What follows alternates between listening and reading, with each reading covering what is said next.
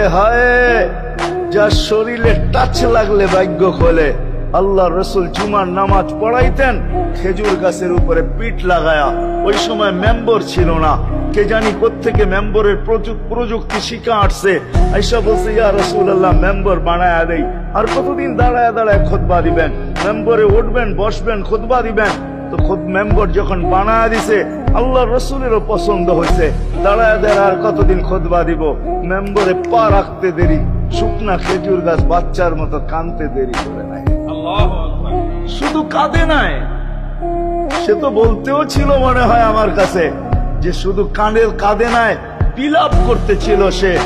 কোত্থেকেই ব্যক্তি আসলো, সে কোত্থেকেই মেম্বরের প্রযুক্তি পাইল, আর মেম্বরই বা কোত্থেকে বানাইলো?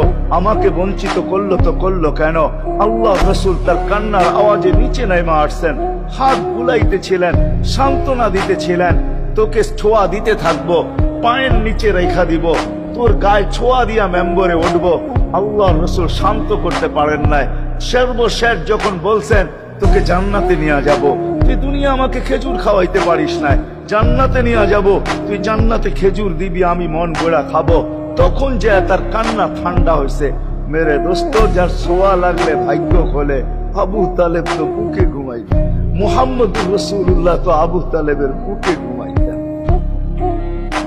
শুধু ছোঁয়া না, যাকে কাছের থেকে দেখলে ভাগ্য খোলে।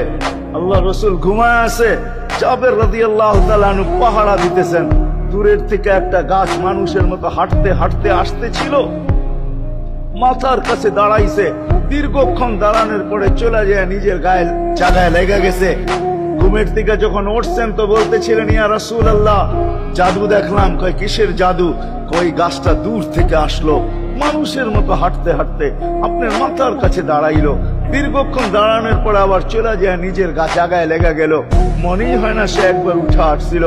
আল্লাহ রসুল হাসতেছিল আর বলতেছিল, ও দূর থেকে আমাকে দেখতেছিল, ওর মন বসতেছিল না। ও আল্লাহর কাছে দোয়া করছে, আল্লাহ তোমার হাবিব এত কাছে, আমি এত দূরে, একটু অনুমতি দাও না, মাথার কাছে যায় একটু মন বেড়া দেখি। হায় হায়।